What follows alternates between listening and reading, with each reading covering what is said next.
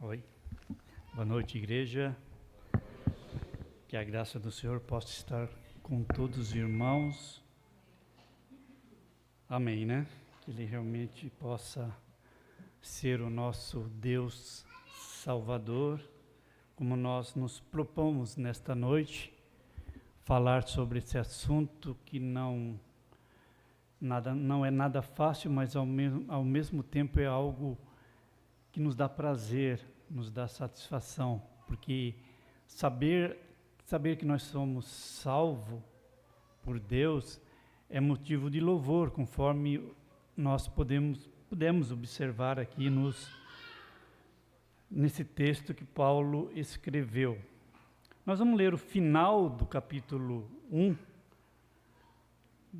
finalizando esse texto aqui, que começa no versículo 3 e vai até o 14, e tem como título A Bênção de Deus em Cristo, Autor da nossa redenção.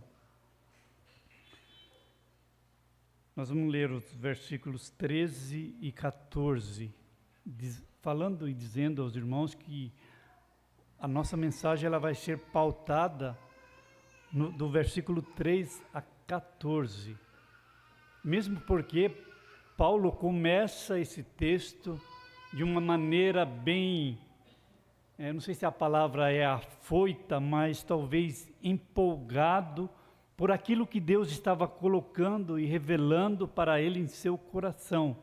E aí ele começa numa toada, eu diria assim que desenfreada. Ele não coloca ponto. Ele vai terminar no versículo 14, e ele vai dizer e expressar tudo aquilo que está em seu coração. Porque aquilo que Deus estava revelando para ele naquele momento, naquele instante, era algo profundo e marcante, e que determinava grandemente a vida dele e a nossa vida. Determinada no sentido de que nós dependemos da graça de Deus para alcançarmos a salvação. Isso é um privilégio que poucos, não muitos, possuem. E nós temos esse grande privilégio de ter sido alcançado pela graça de Deus. Então nós vamos ler a partir do versículo 13, apenas os dois versículos finais do texto. Leamos. Em quem também vós, depois que ouvistes a palavra da verdade, o evangelho da vossa salvação, tendo nele também crido, fostes selados com o Santo Espírito da promessa, o qual é o penhor da nossa herança, até ao resgate da sua propriedade, em louvor da sua glória. Deus, nós te rendemos graças e louvamos a tua grandeza. Louvamos, ó Deus, a maneira pela qual Tu tens se preocupado conosco, tem nos alcançado realmente com tão grande salvação. E isto, ó Deus, é motivo de sermos grato a Deus, porque Tu se preocupou, Tu teves, ó Deus, essa intenção, esse propósito, de nos resgatar em Cristo Jesus. E nós somos gratos e queremos neste momento entender melhor aquilo que Tu fez por nós em nossas vidas. Obrigado, Senhor, e nos ajuda, nós te pedimos em Cristo Jesus, o nosso Senhor, hoje e para todo sempre. Amém.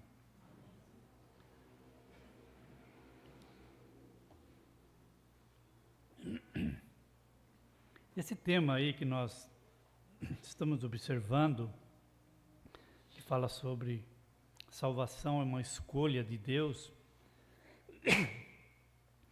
e obra da Trindade, ele é uma frase tirada de um livro e chama muita atenção pela maneira em como o autor, pela unção de Deus, conseguiu detectar, perceber nestes textos aqui de Paulo e resumir isto de uma forma bem inteligente, bem didático, bem apropriado para o nosso entendimento, apesar de que a salvação, predestinação, escolha, chamado, eleição podem perturbar muitas vezes muitos crentes por falta de conhecimento da palavra de Deus.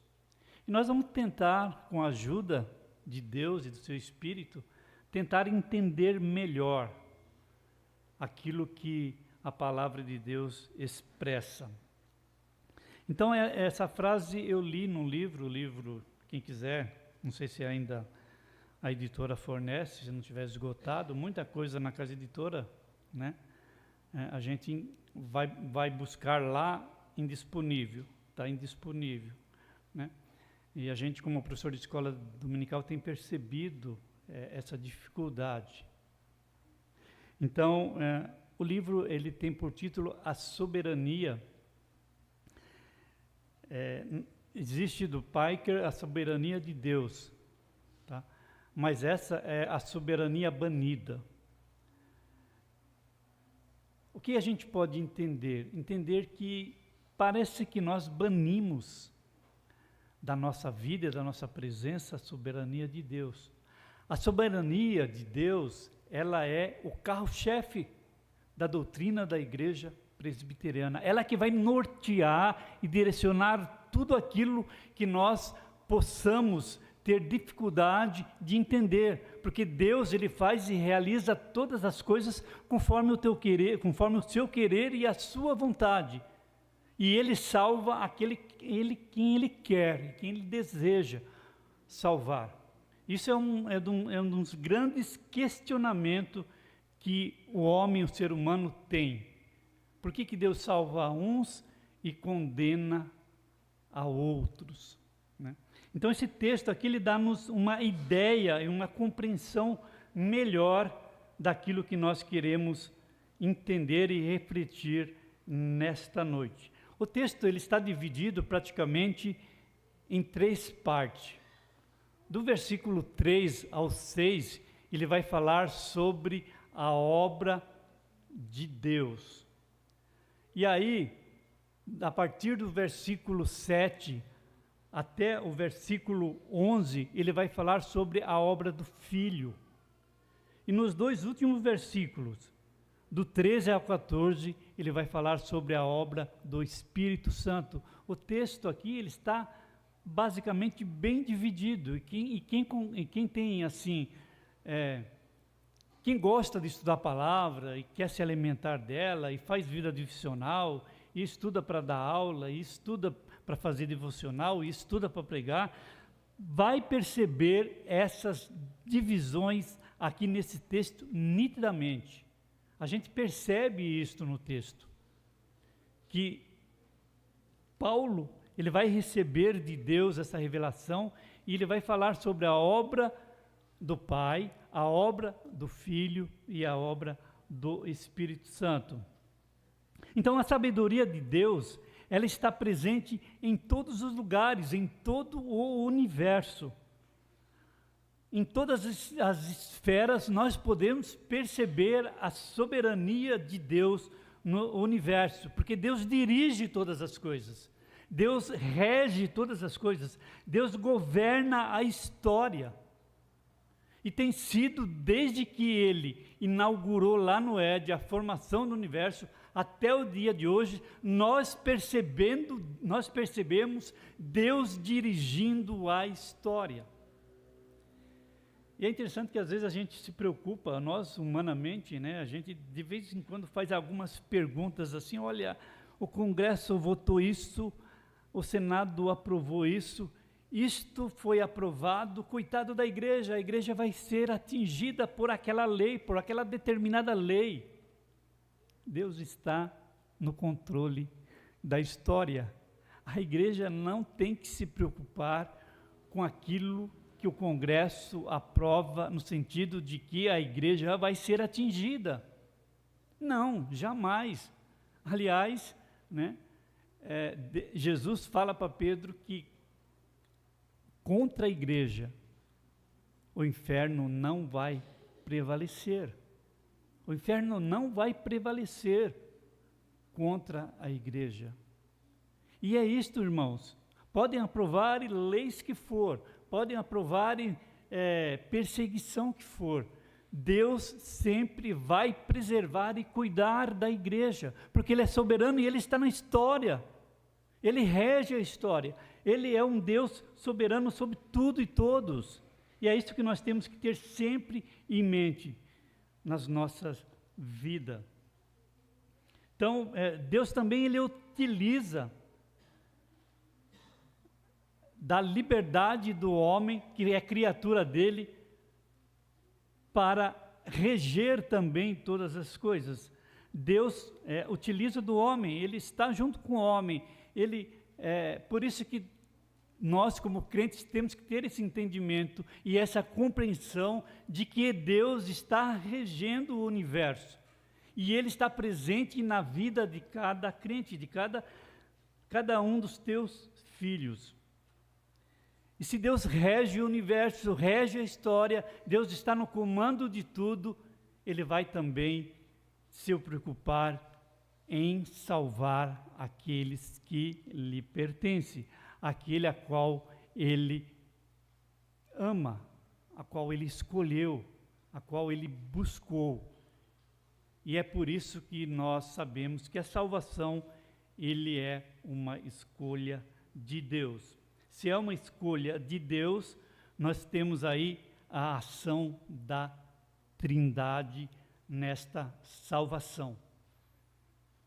Tem pessoas que pensam que nós podemos perder a salvação.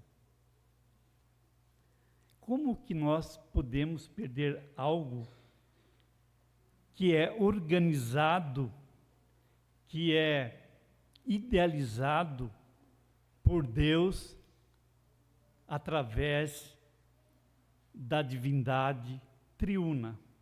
A ação da salvação, ela está envolvendo a Trindade, ela envolve o Pai, ela envolve o Filho e ela envolve o Espírito de Deus, o Espírito Santo. Se ela envolve a Trindade, não tem como nós perdermos a salvação, porque a Trindade está envolvido com a escolha de Deus. Então, o primeiro ponto aí que nós vamos buscar e entender é que a salvação, ela é escolha de Deus, ela é obra da Trindade. Então, a primeira obra aí é a obra do Pai. E a obra do Pai é o primeiro ponto aí que nós vamos buscar entendimento. Ela está do versículo 3 ao versículo 6. Primeiro, é dito que Deus é Pai. Então, isto é uma verdade. O texto está dizendo que Deus, Ele é Pai. E aí o Pai nos diz que nós temos, Ele nos tem abençoado com toda sorte de bênção espiritual. Aqui não é bênção material, físico, palpável, algo que nós podemos visualizar, porque normalmente nós temos essa ideia de que aquilo que a gente vê, de aquilo que a gente apalpa, daquilo que a gente tenha palpável, isso é bênção.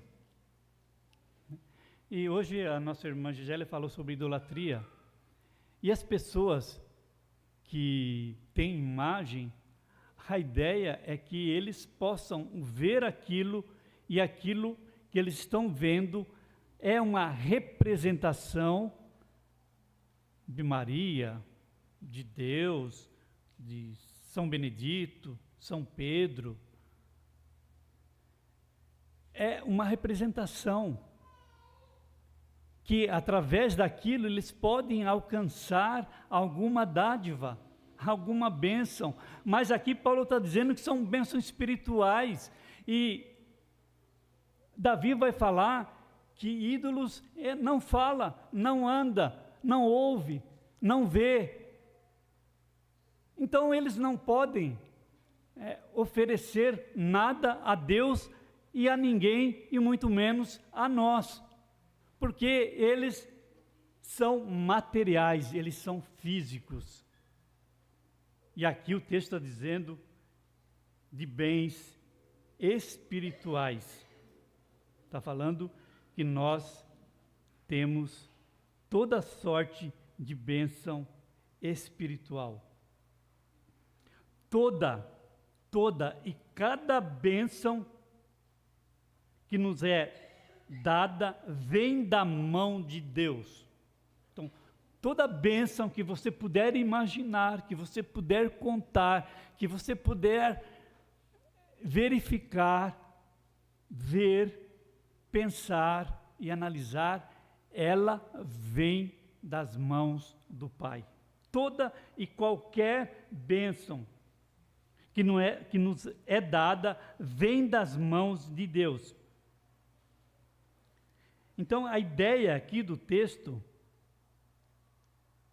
é que não existe nada de bom que possa nos abençoar a parte de Deus. Ou seja, nada que possa nos abençoar está fora de Deus, está à parte de Deus. Mas sim, tudo aquilo que nos abençoa, ela vem da mão do Pai, ela vem de Deus. Nada está fora de Deus, tudo está em Deus.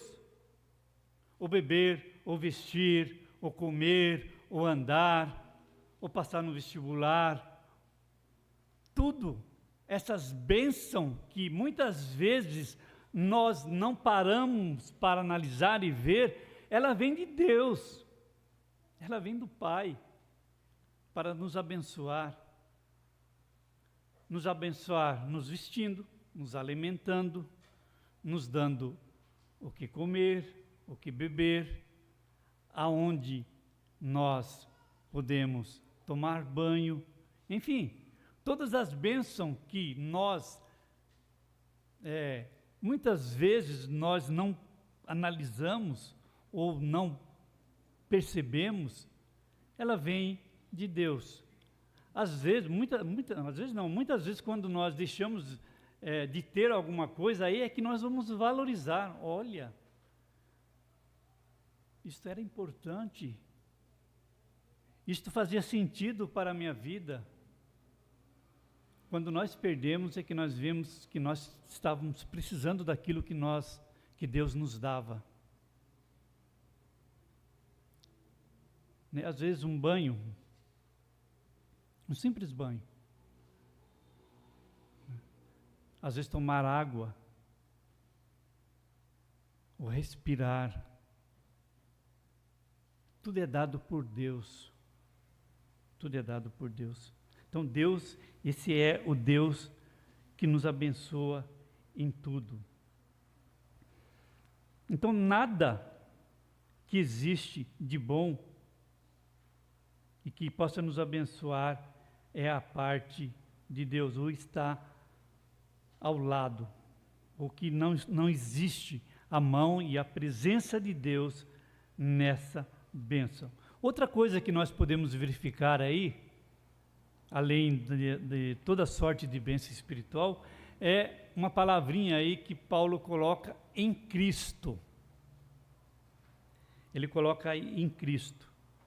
Então, Cristo, ele vai permear todo o processo. Cristo, ele vai participar, ele vai estar presente em todo o processo da salvação. Por isso que Paulo está dizendo, em Cristo, demonstrando que nada do que foi feito é parte da graça de Deus. Então, essa ideia de que Cristo em Cristo, ele está permeando todo o ensino. Cristo, ele permeia. O versículo 6 diz que o propósito da obra do Pai é para o louvor e glória da sua graça. Quer dizer, tudo é feito para Deus. Salvar o homem, Deus salva para ele. Resgatar o homem, Deus faz para ele. E é interessante que você começa a ler o livro ou a revista sobre a soberania banida. Ele vai fazer essa colocação aí de que Deus, o amor de Deus, ele é para o louvor dele, para o louvor dele. Antes mesmo do amor de Deus para conosco, está a honra e glória a ele. O autor coloca isto. Antes mesmo do amor que ele tem para conosco, está o louvor e honra ao nome dele. Na verdade, o versículo está dizendo isto. Está colocando isto. Está sendo enfático em relação a isto. Por isso que lá, a primeira pergunta do catecismo nosso, e é a única, talvez seja a única que a gente saiba, né? Qual é o fim principal do homem? A gente sabe até a pergunta. Aí sabe a resposta também, né? O fim principal do homem é... Oi? Glorificar a Deus e gozá-lo para sempre. Então, esse é o fim principal. Então, se isto é o fim principal para Deus, o amor dele para conosco, ela vem depois. Porque tudo é para ele, para a honra e glória do seu nome. E é isso que, na verdade, Paulo está aqui nos ensinando. Então, tudo é para honra e glória do nome do Senhor. O louvor da glória de Deus é o objetivo principal da salvação. Então, ele salva por causa desse louvor. O fim principal é o louvor dele, então ele salva para isso. Por isso que a soberania é importante e é por isso que a salvação não se perde, porque Deus criou, ou planejou, ou idealizou a salvação para a honra e glória dele. Lógico que com isso vem um combo, né, de realizações e de alcance a cada um de nós. Com isso vem um combo, né, com a salvação de Deus para a honra dele, nós somos alcançados pela sua graça. Esse é um combo. Nós somos justificados, nós somos redimidos, nós somos justificados, redimidos, conforme ele coloca aí, né, nos versículos, nesse texto, né, que nós fomos redimidos, nós fomos comprados, nós fomos regenerados por causa do seu louvor, porque e aí vem esse combo aí por causa da salvação. Então o Pai, ele tem esse alcance. O Pai realiza essas bênçãos. E é interessante que também a redenção, que é uma palavra a ideia de redimir, a ideia de restaurar, a ideia de reparar, a ideia de libertação, e aí a ideia de salvação, ela não é só com o indivíduo, mas ela é no cosmos, ou seja, no universo. Por isso que Paulo vai dizer lá em Romanos capítulo 8, versículo 25, que lá ele está falando que o mundo, o universo, ela geme, ela está gemendo, ela está sentindo a dor de toda a destruição, mas a natureza ela vai ser redimida em Cristo Jesus. Então, essa remissão aí do universo, do universo, ela vai acontecer. E se Deus faz isso com o universo, Ele, logicamente, Ele desprendeu uma graça particular e individual para cada um de nós. Por isso que Ele tem que nos salvar e nos redimir, assim como Ele vai fazer com o universo. Então, a ação do Pai é essa redenção, essa remissão do universo, do cosmos, das pessoas que são salvas em Cristo Jesus. Então, o Pai vai fazer isso. Essa é a obra do Pai. Agora a gente vai entender um pouco a obra do Filho, a obra do Filho de Deus.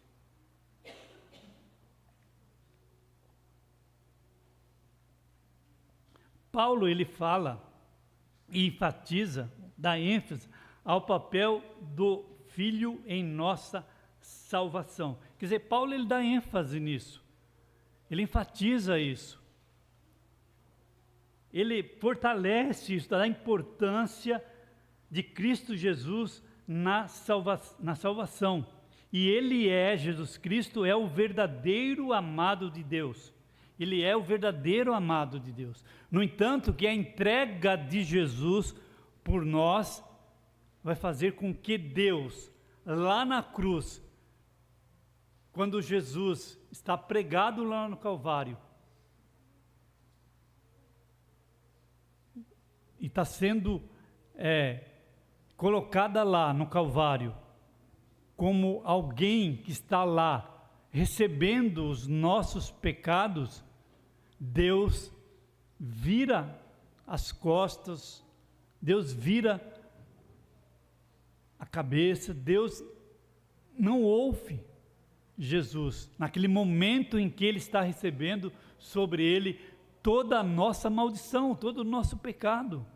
E aí Ele vai dizer: Deus meu, por que me desamparaste?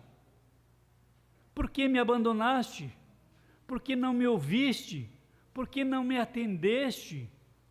É porque naquele momento Jesus está recebendo sobre os seus ombros toda a nossa enfermidade, todo o nosso pecado, tudo aquilo que faz com que nós sejamos ou estivéssemos distante dele, enquanto muitos estão por causa do pecado, por causa dessa coisa maldita que é o pecado em nossas vidas. O pecado, ele faz separação de nós com Deus, ele nos separa. O pecado nos distancia de Deus, nos distanciou de Deus. Isto é algo triste, isto é algo amargurado. Paulo define que o pecado, ele é como um câncer, que ele vai corroendo o indivíduo.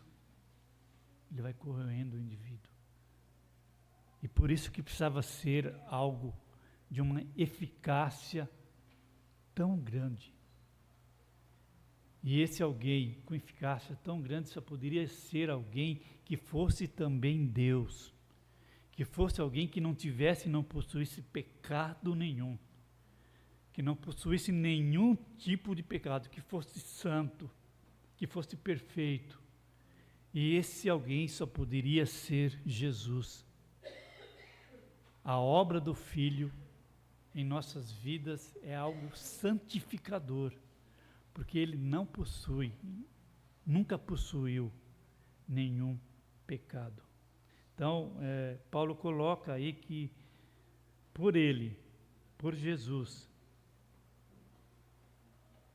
como está escrito lá em Romanos 11:36, porque dele e por meio dele e para ele são todas as coisas, ou seja, em Jesus são todas as coisas. Então, a redenção pelo sangue de Jesus e a remissão dos nossos pecados faz com que nós nos tornemos igual e semelhante a Jesus.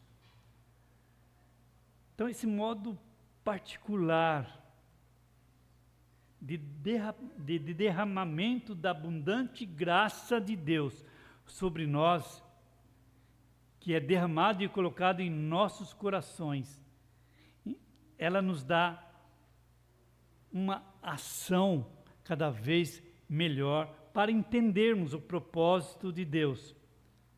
E aí Paulo diz que esse entendimento do propósito de Deus é segundo a riqueza da sua graça. Essa graça de Deus, que a gente ouve muito, escuta muito, fala muito, o que é isso? Como entender isto? Graça é favor imerecido. Quer dizer, nós não temos participação nenhuma na salvação. Ele é algo imerecido. Deus nos deu em Cristo Jesus, nós só temos que apossar dela, entender que é algo dada por Deus e desfrutarmos dessa graça, desse privilégio e dessa salvação. Terceiro e último é a obra do Espírito. Nesses dois últimos versículos, por fim, Paulo vai falar sobre, ele apresenta e fala a obra realizada pelo Espírito Santo de Deus. Essa obra ela é uma obra realizada e ela é simbolizada aqui, a gente pode perceber que ela é simbolizada pelo selo e pelo penhor. Então nós temos a salvação dada por Deus em Cristo Jesus, Cristo realiza através da cruz essa obra, e nós temos a promessa do Espírito Santo que vai nos garantir como propriedade particular de Jesus. Quando a gente fala em selo, selo simboliza isso, garantia. Quando você recebe uma carta selada, se ela estiver tirado o lacre, é sinal que ela foi violada. Então, o selo não cumpriu o seu papel. Só que com o Espírito, não, ele cumpre o papel dele. Ele te dá garantia e ele vai te sustentar, vai sustentar a salvação tua até o dia de Cristo. Então, o selo tem essa propriedade aí de segurança. E a nossa segurança está no Espírito Santo.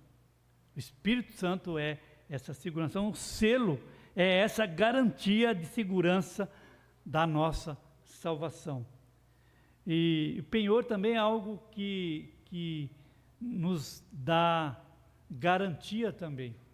Porque quando você vai fazer algum empréstimo, se você precisar de algum dinheiro, geralmente eles vão querer alguma coisa que garante que você vai saldar a sua dívida, que você vai pagar aquele empréstimo, aquele dinheiro que você está tomando no banco ou em qualquer instituição financeira.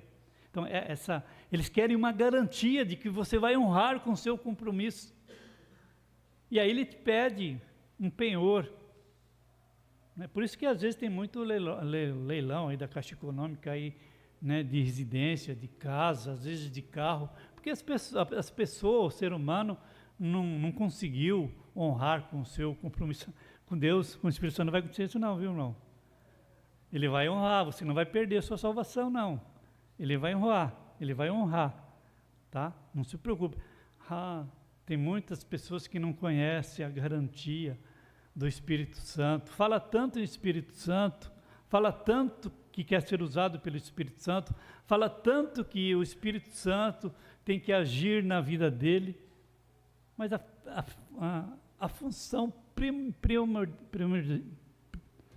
principal do Espírito Santo, a prioridade do Espírito Santo é garantir a nossa salvação. É garantir a nossa salvação. Então, não precisa se preocupar não, irmãos.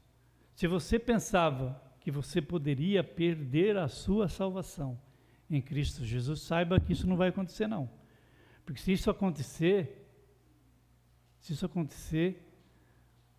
tem uma pessoa da Trindade aqui que vai estar falhando com Deus. E, consequentemente, Jesus também vai estar falhando, porque tudo que ele fez foi em vão.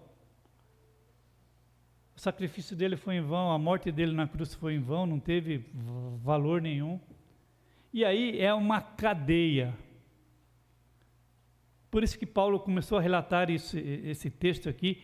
Ele recebeu a visão e ele não parou, parecia um cavalo desenfreado, né? Assim, começou lá e foi.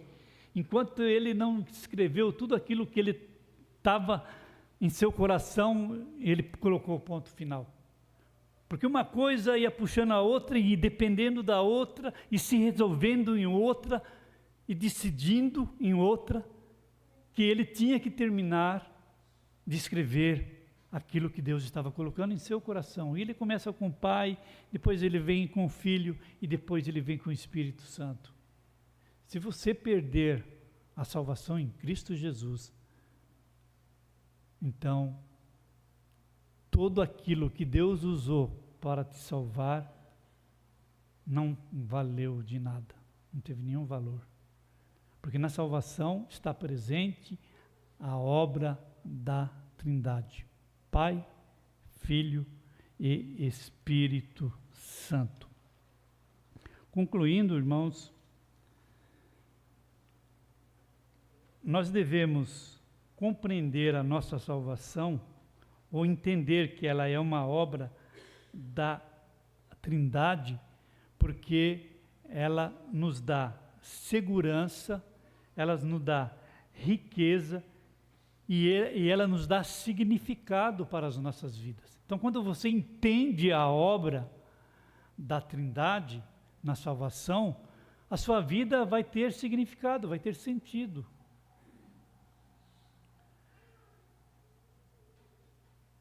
Então, as nossas vidas vai ter significado e sentido.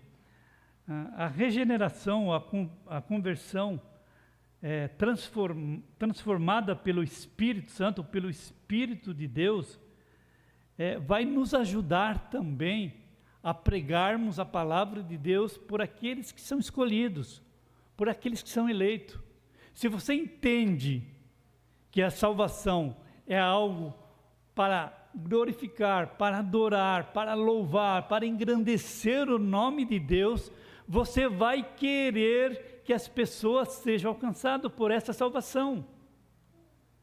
Não é algo que você vai querer só para você, mesquinhamente, algo individualista, algo do seu ego. Não, você vai querer para o outro, porque quanto mais pessoas forem alcançadas com a salvação de Deus, mais pessoas vão glorificar, louvar, adorar a Deus na beleza da sua santidade. Este é o propósito, esse é o princípio, esta é a ideia, o desejo de Deus é que pessoas salvas sejam alcançadas por nós. Por nós. Então, nós tendo uma nova vida em Cristo, nós vamos pregar o Evangelho e alcançar os eleitos que ainda vivem nas trevas. Então, quando nós nos colocamos na presença e diante de Deus, com esse pensamento, com esse objetivo e com essa finalidade, de que é Deus, porque Deus não é só adorado, louvado e glorificado aqui, quando nós cantamos, quando nós oramos, quando nós estamos reunidos, não. Principalmente é quando as pessoas são alcançadas pela sua salvação, quando as pessoas são atingidas pelo amor de Deus, manifestado na cruz do Calvário em Cristo Jesus. Então é isto que Deus quer e é isto que Deus espera de nós. Amém, irmãos? Que Ele possa nos abençoar e nos dar sempre essa graça e esse entendimento de anunciarmos a salvação em Cristo Jesus. Então, salvação é uma escolha de Deus, mas é uma obra do Espírito Santo em nós e em nossas vidas. Amém.